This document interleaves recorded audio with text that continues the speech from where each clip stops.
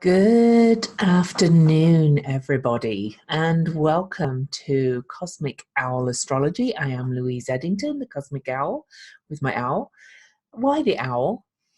Because Pallas Athena is my favorite asteroid, and I have these amazing connections to the asteroid Pallas Athena astrologically. And so she speaks to me, and the owl is her symbol. And I love owls. So quite simply that. And welcome to my channel.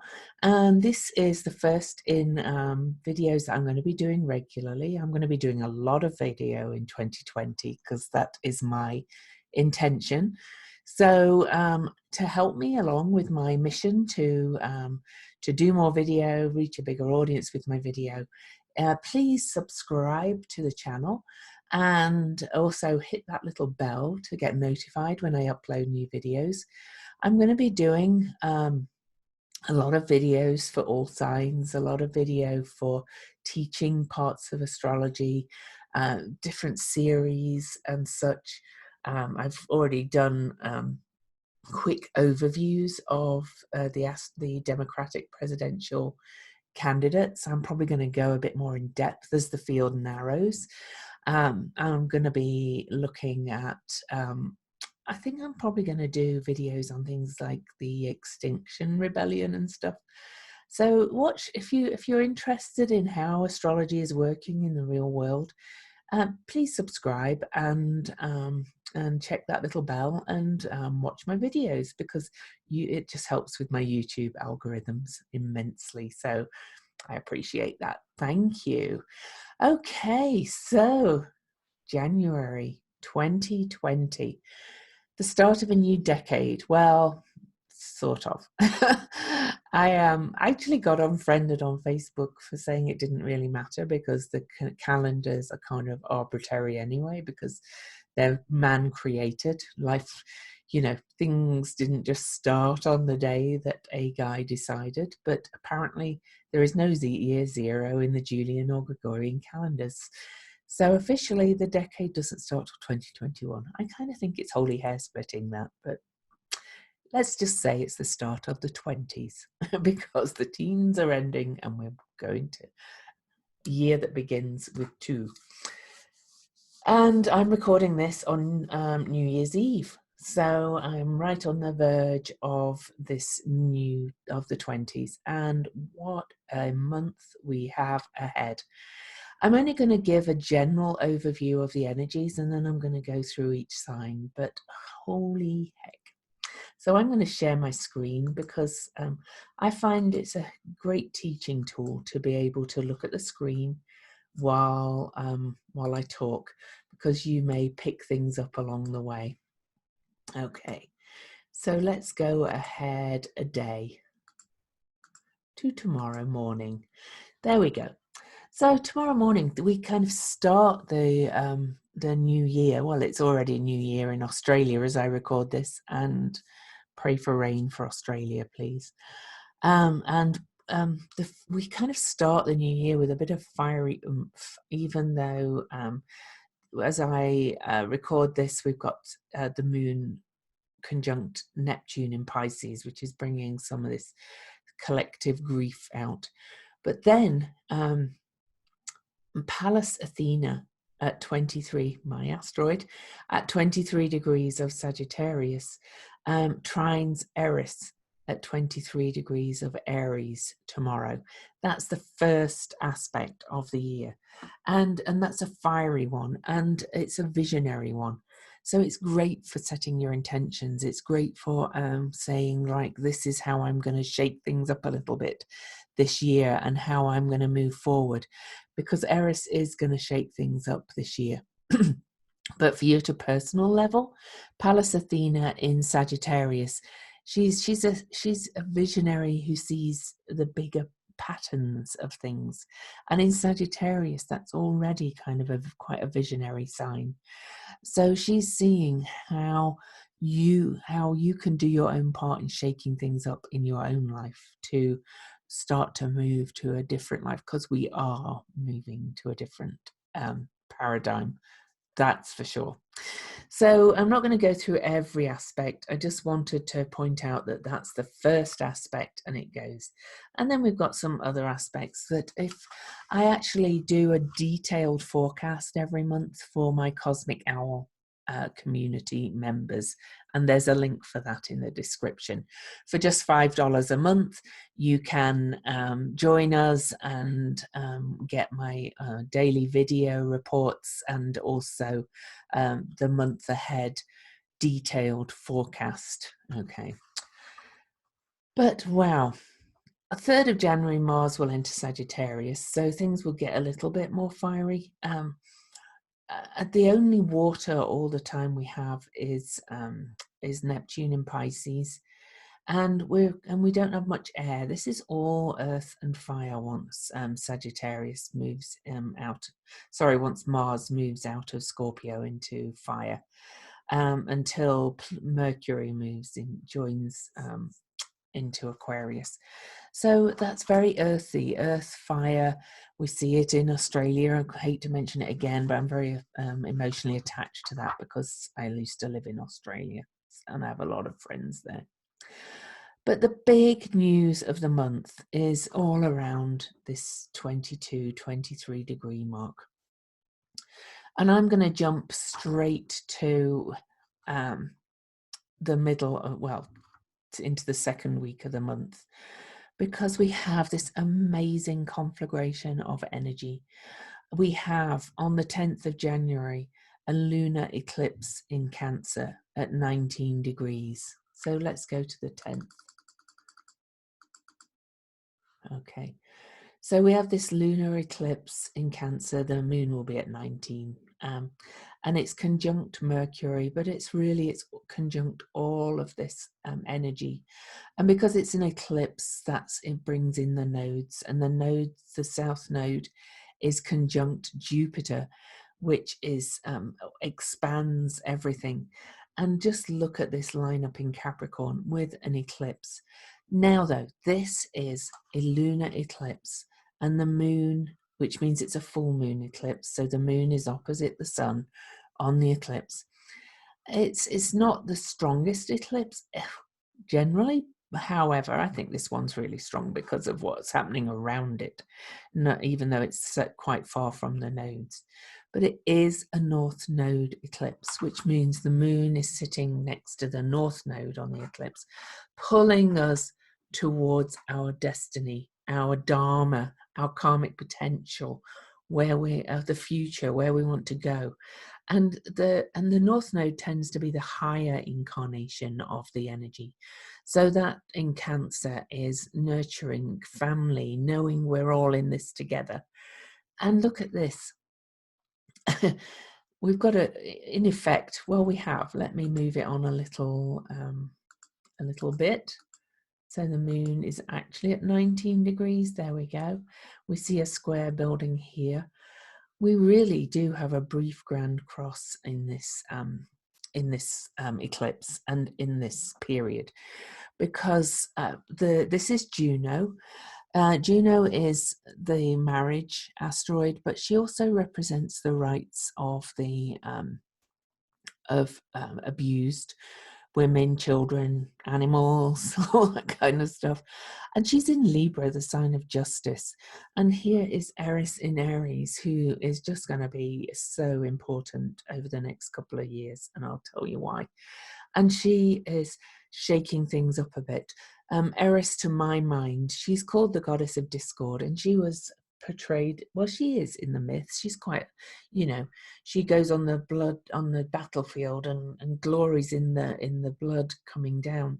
But what I see that Eris does is that she is in pain because she's an outcast and an outsider, and she's she's kind of she doesn't fit in the elite, the nice, the pleasant, the beautiful people.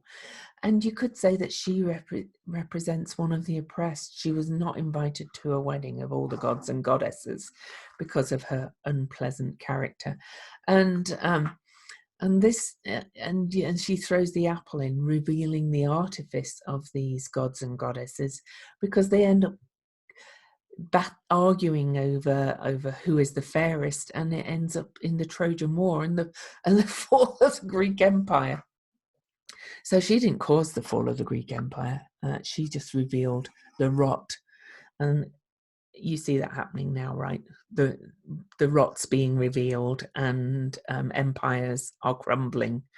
And of course, this is our institutions in Capricorn, where Pluto has been eroding them since he's been in there, and all this conflagration coming together is revealing the rot even more. So this Grand Cross is really huge. But I'm going on too long. I did not want to make this too long a video. As we have on the eclipse as well, though, we also have Pallas Athena hits the galactic center. So she is bringing in this new energy, okay, from the galactic center on the eclipse and on this major conjunction. So by the 11th, she is actually on the galactic center. And on the 11th, Uranus stations direct as well. And that's pretty huge also, because, you know, it's an outer planet. So it moves slowly. So the retrogrades don't really have a big impact other than around the station. And when the Uranus stations, that can be earthquake weather and kind of bomb cyclone weather and things like that, especially in Taurus, the sign, the most earthly of earth signs. But of course, this is all to do with our values also. And the Uranus station direct is worth mentioning for another reason, because Uranus is stationing direct in Taurus, which is Venus ruled, and Venus is in Uranus ruled Aquarius. And this is all a lot to do with patterns and astrology too. So I think our values are being shaken up this month as well. We're going to question our values, question what really matters. You know, we've been building to this, so this has been a theme for a while, but this is really going really deep now into our values. And then, you know, all this stuff starts to join together.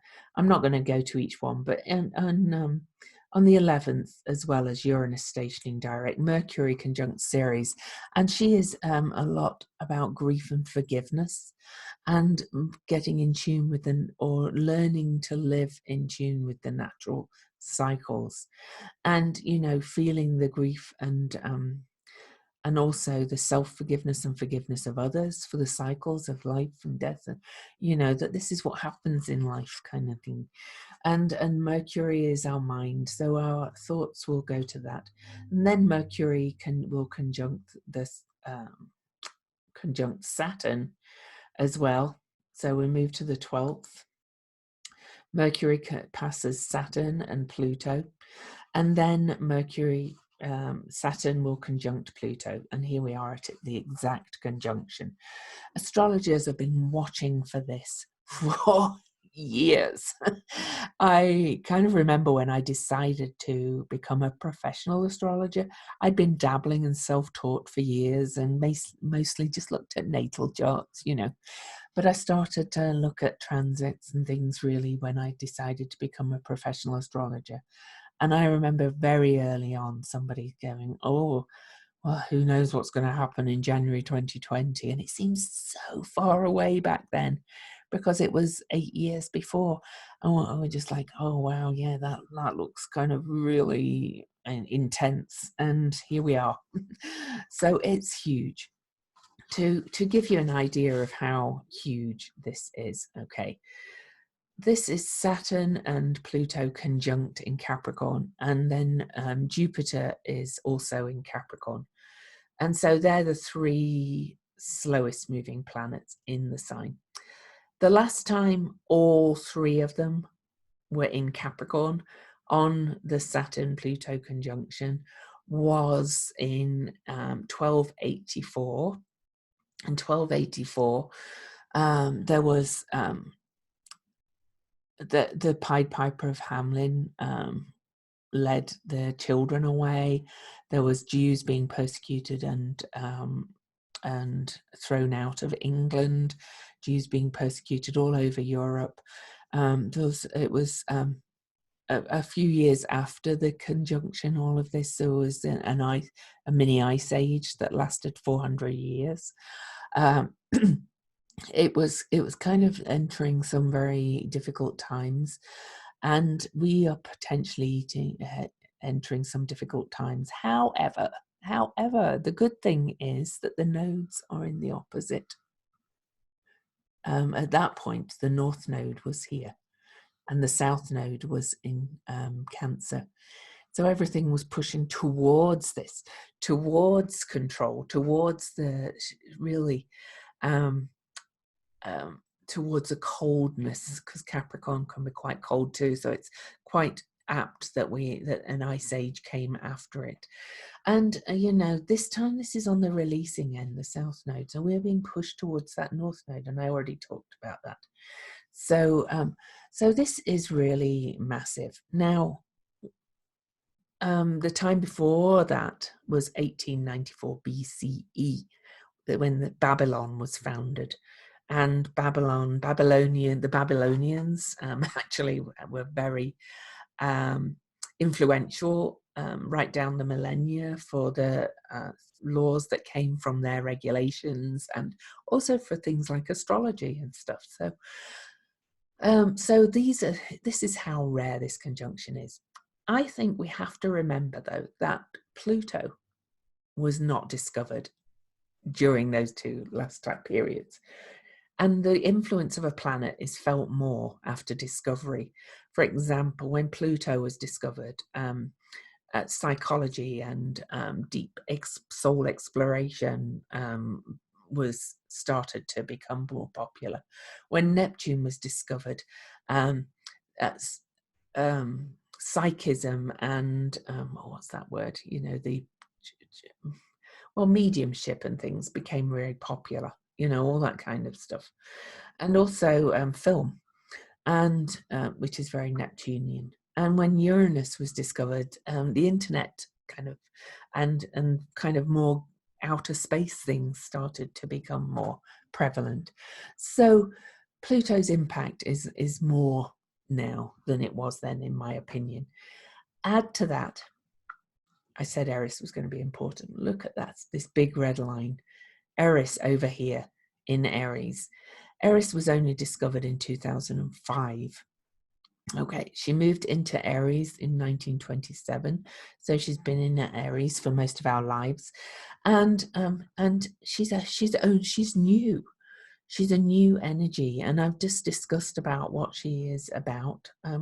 So we've got this impact of her shaking the table, revealing artifice, revealing corruption as well. And Pluto is revealing the dirt and the secrets. Okay, so this is empire shattering in the extreme. And add Pallas Athena bringing in new messages from the galactic center. This is just a pivotal, unprecedented month. Okay, so I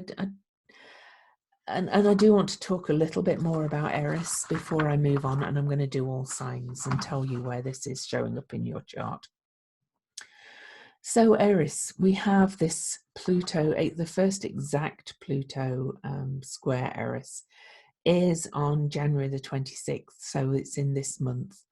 But we have 5 exact squares of Pluto to Eris, these planets that were not around when this last happened. And so we have a square on January the 26th, one on June the 14th, 2020, one on December the 10th, 2020. And of course, I'll talk about these later in the month too. And another one on August 27th, 2021, and then October the 8th, 2021. And to show how rare they are, because Eris's orbit's huge, Pluto's is huge. Incidentally, this is all heading towards the USA's Pluto return as well. Pluto's returning to the point it was at on the signing of the Declaration of Independence. But we'll talk more about that later as well. The cycle of Pluto and Eris when they were conjunct, first happened, or this cycle began on December the 15th, 1756 at 18 degrees of Sagittarius. Okay, so Pluto was here, Eris was back here then, 1756. The first square, which is the opening square, is like moving from a new moon up to a full moon. The first square, we had 9 exact squares from 1907 to 1911, and that was the period leading up to the First World War. Okay, and then so that's the opening, like action, let's get things done.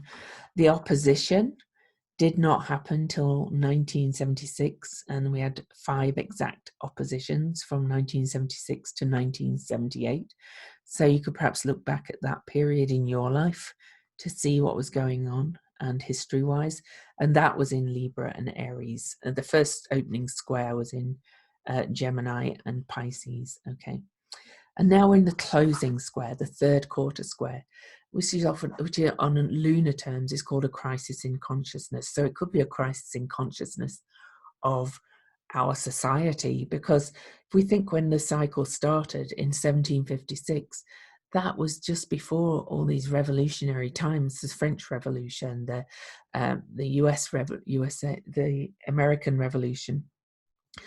And now we have these 5 closing squares, and the next cycle will not start until 2115 in Taurus. So this is how major this is. It's just huge. So really, you know, we're in we chose to be incarnated in these immense period. Okay, so there we have it. So it almost seems kind of a little redundant to talk about, well, you know, let me tell you what's happening in all signs, but I'm going to anyway. I do want to say, though, that if you have your chart, well, I'm going to go through all signs. So if I look at your sun sign and your rising sign, okay, if you know them. So listen to that. So, you know, if you're Aries sun and Leo rising, listen to both those, because both those areas of life are going to be affected. But I will say as well that look at your chart and look where you have things. Well, look where 22 Capricorn is. Look where all that conflagration of Capricorn is, because that's exactly where it is in your chart. Also look for any planets, angles, significant points around 22 degrees, because they're going to be affected too. I did want to mention one other thing. Sorry, I'm going on and on and on. 23 degrees is the Pluto Eris square. And 23 is very significant because 23 is the number of sets of chromosomes we have in our body. It's the number of digits, fingers, toes, ears, and nose. We have 23. It has other connections to the human body, and it's also Eris's number according to Discordians. So if you see all these, you know, new agey people saying, well, you know, our DNA is being reconfigured, it's quite possible that it is, or at least upgraded or impacted, affected. It's definitely being changed in some way, or shifted or beaten up. I'm just going to have a drink of coffee. Okay. But, you know, overall, this is going to be very interesting in our institutions, January for a start. And we see we've got the impeachment process going. So it's going to be intense because Capricorn is our institutions. And it's my belief that we're going to go into all the things that have led to it in 2019, that we are being asked to move towards a more wise elder, kind of the firm parent form of leadership, rather than this authoritarian control kind of leadership, which is the shadow of Capricorn leadership, really. The higher incarnation of Capricorn is really kind of the circle of grandmothers, or a circle of elders, let's say, because it doesn't have to be just females. But Capricorn is a yin night energy sign. It's an earth sign. It's so it may be the colder earth sign, it may be kind of the harder earth, but it's still an earth sign, and earth brings life. Okay, so that's what we're being called towards. So first of all, let me move into these signs and let me go through those, because I plan to not make this too long, but it is such a huge month. And I will be doing other videos throughout the month, okay, about some of this as more thoughts occur and stuff, because it's just so crucial. So again, subscribe and check that bell to get informed. So Aries, Sun or Aries rising. The area of life that is affected for you is your achievement in the world. It's about your public life, recognition, guides and mentors that you may seek out, or becoming a guide or mentor. So it's your mission, your career, your vocation, the most public space. It's how people see you overall in public. That is kind of what's being transformed in this year. And also, not only being transformed, there's an aspect of maturity and mastery about Capricorn and the Saturn in it. And it's kind of saying to me that this is tough, but you're being asked to grow up in that area of life. So that's what's happening for Aries. For Taurus, okay, this really for you is about expanding your mind, and it's about journeys and travel of both the mind and maybe even physically. It's definitely kind of expansive philosophical search for meaning, which Taurus doesn't always love, because Taurus generally kind of likes comfort and the home, but you will find yourself more drawn to become mature about the search for meaning and master that in some way. Okay. Gemini, well, this for you is all about kind of death and rebirth of the soul, and deeply felt peak experiences, real in-depth interactions with others. It's all about renewal, but it's kind of like the death card in the tarot. It's about death and rebirth, and all that kind of magic, mystery, the darker places, looking at your shadow. That's what's going on for Gemini, and that's where the focus is of this whole transformative experience for you. Okay. Cancer. This is all about your it's all about your alliances or conflicts with others, really, and all other people, all partnerships, all significant partnerships, all one-to-one relationships. It can also be around legal matters, and kind of the other being how you kind of, if you're in business like me, it can be about kind of your marketing. Okay, so it's definitely about the other. Okay, and maturing in your relationships with others, and kind of mastering how you work with others. So that's how it is for Cancer. Leo. Now, Leo, this is kind of all about not you. Leo loves to be the queen or king of the room, and look at me, beaming sunlight. I love Leo. But this time, this energy this month is asking you to really look at your health, your nutrition, your self-improvement, how you are useful to others. It's about mastering some of those more mundane levels of life and your work routines. It's kind of about buckling down and getting down to earth, and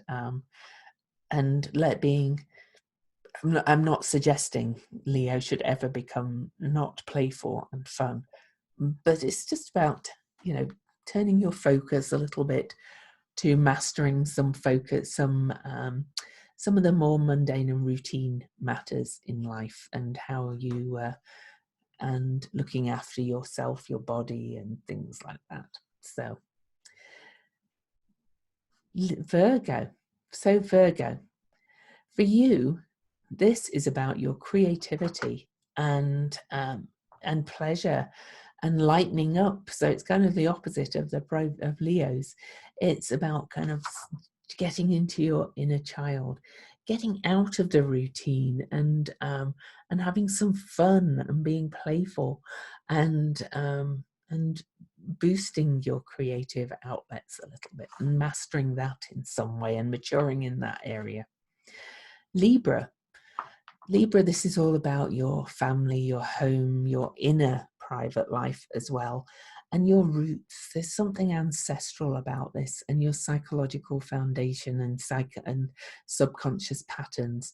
You may find yourself, Libra, really being drawn to kind of maybe even look at your family tree a little bit and see how you relate to your ancestral line, and kind of mastering something and transforming your relationship to that past.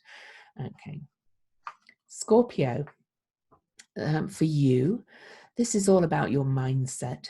It's about your thinking, speaking, and writing style, and how you learn. It's about how you communicate. Okay. It's a big focus in this. So there's something around mastering that and maturing in that area. And also it can be about your interaction with your siblings.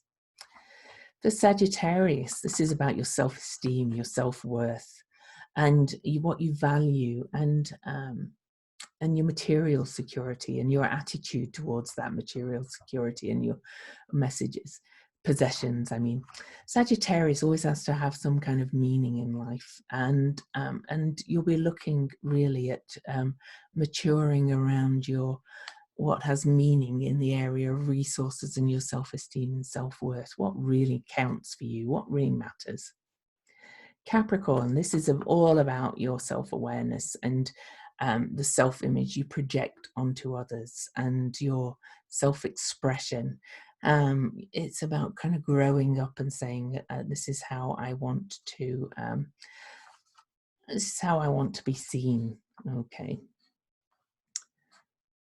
Aquarius, this is about self-transcendence and a little bit of retreating from the world, a little bit of going in to explore unacknowledged, unrepressed parts of yourself, and really kind of doing some spiritual growth work for you, Aquarius. Pisces, for you, this is about collective endeavors and humanitarian global awareness. Your extreme empathy draws you towards those anyway, but sometimes they can be a bit much. But you'll be asked to master that in some way this month. And Capricorn is all about boundaries, and Saturn's all about boundaries, healthy boundaries. It can be about walls, but I'm asking you to look at healthy boundaries here in group involvement and humanitarian collective endeavors. And how can you do that work that your extreme empathy calls you to do, but by creating healthy boundaries for yourself so that you're not depleted? I think that you're being asked to mature in that area, Pisces. So I hope you enjoyed these signs. I hope they're helpful for you for the month ahead. Again, please subscribe and check that bell to get more videos. I'm going to be doing a lot of regular videos. Of course, you don't have to watch them all, but I'd love it if you did. And I'm hoping you find them very helpful. So from Louise Eddington, the Cosmic Owl, it's a very happy new year.